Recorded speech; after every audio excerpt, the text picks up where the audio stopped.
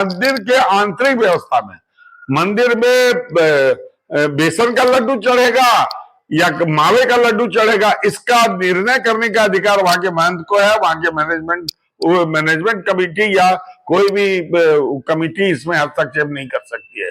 पूजा कब होगा, श्रृंगार कब होगा, कब पट बंद होगा, वो निर्णय करने का अधिकार हाई प्रीस्ट को है। इसमें सरकार कोई दखल नहीं कर सकती, कमेटी कोई दखल नहीं कर सकती। एक बार नहीं, हमारे पास 20 तो जजमेंट है, जब चाहे जो देख ले। अब ये है कि जब भपितानंद जी का अंतकाल हुआ, अजीतानंद जी जब बने, तो उसमें भपितानंद जी का सारा अधिकार जो है सो आकर के यहां मर्ज कर जाता है अजीतानंद जी में। तो अगर अजीतानंद जी में सारा अधिकार मर्ज कर जाता है, तो आज यहां किस आधार पर कमिश्नर और कलेक्टर या एसडीओ प्रभारी गुलाबानंद बाबू है, तो गुलाबानंद जी के उस अधिकार से वंचित किया गया, अजीतानंद जी को भी वंचित किया गया था। आखिर क्यों? अखिल भारतीय तीर्थ पुरोहित महासभा के राष्ट्रीय उपाध्यक्ष विनोद अद्वारी के नेतृत्व में महासभा के संगठन मंत्री पन्नालाल मिश्र, वरिष्ठ नेता दुर्लभ मिश्र, सच्चिदानंद झा ने मुख्यमंत्री हेमंत सोरेन से रांची के विधानसभा ऑफिस में मुलाकात कर बैद्यनाथ मंदिर के प्रधान पुजारी सह सरदार पंडा का अधिकार मांगा। तत्कालीन सरदार पंडा भवप्रतानंद झा तक प्रधान पुजारी को सारा अधिकार मिला हुआ था, लेकिन उनके निधन के उपरांत 45 वर्षों के बाद बने सरदार पंडा अजीतानंद झा, गुलाबानंद झा को उनका अधिकार नहीं मिला है, जबकि लोअर कोर्ट से लेकर हाई कोर्ट ने सरदार पंडा के अधिकारों को परिभाषित किया है। श्राइन बोर्ड के गठन के बाद भी सरदार पंडा के अधिकारों को विलोपित नहीं किया गया है। फिर भी वर्तमान सरदार पंडा गुलाबानंद ओझा को उनका अधिकार नहीं मिलना कोर्ट के फैसले का उल्लंघन है।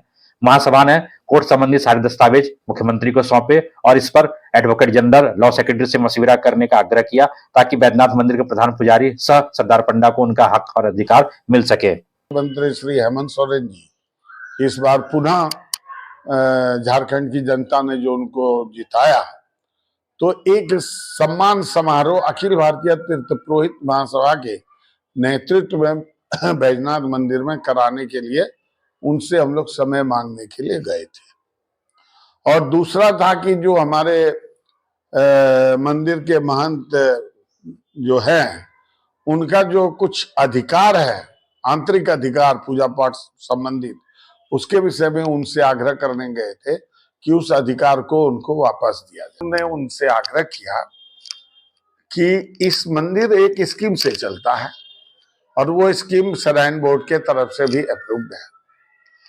उस स्कीम के तहत कोर्ट ने भी समय समय पर 1898 वर्तमान डिस्ट्रिक्ट कोर्ट, 1905 उसी जजमेंट का जो अपील किया गया था कलकत्ता हाई कोर्ट, उसमें डिसीजन दिया गया और उस स्कीम को अप्रूवल किया गया।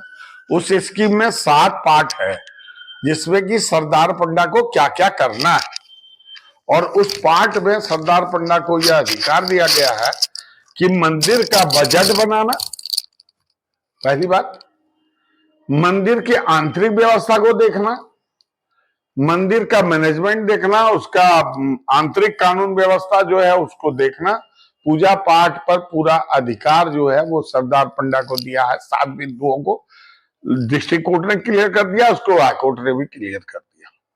1912 में रावणेश्वर प्रसाद सिंह ने, हाँ, और एक मंदिर के भीतर जो कलेक्शन है उनके आदमी द्वारा किया जाएगा, और उस कलेक्शन को कमेटी के समक्ष दोनों ताला लगेगा, उसी ताला के बीच में जब दोनों के कमेटी के लोग आएंगे और उसके बाद वो ताला खुलेगा, उसका काउंटिंग होगा और उसका जमा होगा अकाउंट्स में, मंदिर के अकाउंट्स में। ये सब निर्देश दिया गया। उस निर्देश का 1905 में अप्रूव किया गया। 1912 में रावणेश्वर प्रसाद सिंह ने उमेशानंद ओझा पर एक मुकदमा केस कर दिया, केस नंबर 111 सन 1912। 1912 में इसका जजमेंट दिया कलकत्ता हाईकोर्ट ने कि नहीं, मंदिर के आंतरिक व्यवस्था में कमेटी को कोई भी हस्तक्षेप करने का अधिकार नहीं है। पहली बात, जो उन्होंने कहा था कि मंदिर के गर्भगृह में जहां गोलक कलेक्शन होता है वहां हमारा एक रिप्रेजेंटेटिव होना चाहिए, मंदिर का जो आय व्यय का खर्च उठी है उसमें भी हमारा आदमी का अप्रूवल उठी जरूरी है। हाई कोर्ट ने उसको नकार दिया, कहा नहीं, वो महंत है और वो जो है सो इतना फेथ तो करना ही होगा। कोर्ट भी यह समझती है कि फेथ का सवाल है तो ये मंदिर के भीतर में जो भी पूजा पाठ पद्धति जैसा भी हो वो सारा अधिकार उनके जिम्मे रहेगा। इसमें कमेटी कोई हस्तक्षेप नहीं कर सकती है। हार गए रावणेश्वर प्रसाद सिंह, उसके बाद वो चलते रहे, वो मेसानंद जी का स्वर्गवास हो गया, उसके बाद फिर रिसीवर वगैरह हुआ, फिर जाकर के भपिरतानंद जी हुए। भपिरतानंद जी ने उन सारे अधिकारों को उपयोग में लाया, वो करते गए, और टिल जब उनकी मृत्यु हुई तो मृत्यु के उपरांत तक तो वो अधिकार उनके साथ था, उसके पास था।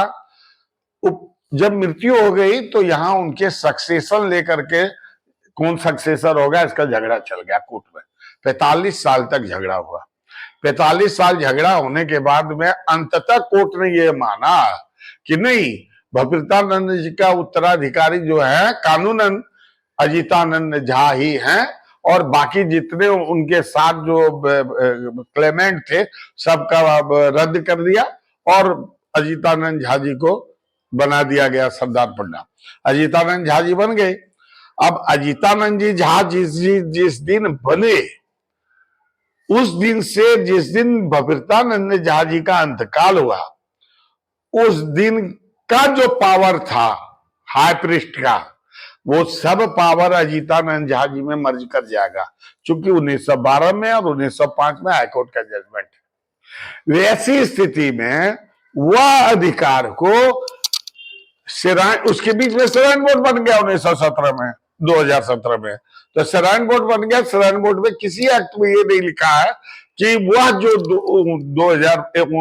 1905 का जो जजमेंट था, वो जजमेंट या 1912 का जजमेंट को हम खट्टिर करते हैं और हम ये अधिकार निकालते हैं, ऐसा कोई उनके एक्ट में नहीं है। और वो चूंकि सुप्रीम कोर्ट का 12 ऐसा जजमेंट है विभिन्न मंदिरों में, जिसमें लिखा है कि मंदिर के आंतरिक व्यवस्था में, मंदिर में बेसन का लड्डू चढ़ेगा या मावे का लड्डू चढ़ेगा, इसका निर्णय करने का अधिकार वहां के महंत को है। वहां के मैनेजमेंट कमेटी या कोई भी कमेटी इसमें हस्तक्षेप नहीं कर सकती है। पूजा कब होगा, श्रृंगार कब होगा, कब पट बंद होगा, वो निर्णय करने का अधिकार हाई प्रीस्ट को है। इसमें सरकार कोई दखल नहीं कर सकती, कमेटी कोई दखल नहीं कर सकती। एक बार नहीं, हमारे पास 20 तो जजमेंट है, जब चाहे जो देख ले। अब ये है कि जब भपिरतानंद जी का अंतकाल हुआ और अजीतानंद जी जब बने, तो उसमें भपिरतानंद जी का सारा अधिकार जो है सो आकर के यहां मर्ज कर जाता है अजीतानंद जी में। तो अगर अजीतानंद जी में सारा अधिकार मर्ज कर जाता है, तो आज यहां किस आधार पर कमिश्नर और कलेक्टर या एसडीओ प्रभारी, जो अभी वर्तमान में गुलाबानंद बाबू है, तो गुलाबानंद जी के उस अधिकार से वंचित किया गया, अजीतानंद जी को भी वंचित किया गया था। आखिर क्यों? मंदिर का पूजा किस प्रकार से होगा, ये अभी वर्तमान में गुलाबानंद जी निर्णय करेंगे। मंदिर में बलि प्रथा कैसे होगी, किस तरीके से होगा, उसका इंटरनल मैनेजमेंट है। मंदिर का जो रात का शीतल भोग होता है, दिन का भी थार होता है, कैसे बटेगा, वो ओझा जी का अधिकार है। तो सारा व्यवस्था, ये सब अधिकार जब कोर्ट से मिला गया है, तो आज इस पर डीसी और एसडीओ क्यों हस्तक्षेप करते हैं और क्यों अपने अधीन रखे हुए हैं?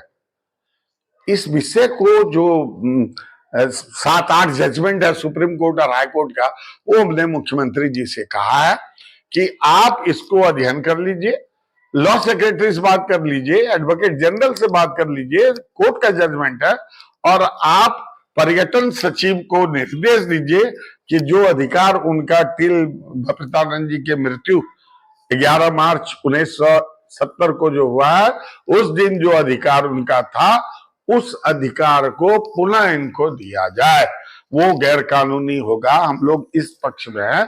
इस विषय पर भी उनसे हमारी बात हुई और उन्होंने एक आश्वस्त किया है कि हम देख करके इस पर आपको बताएंगे।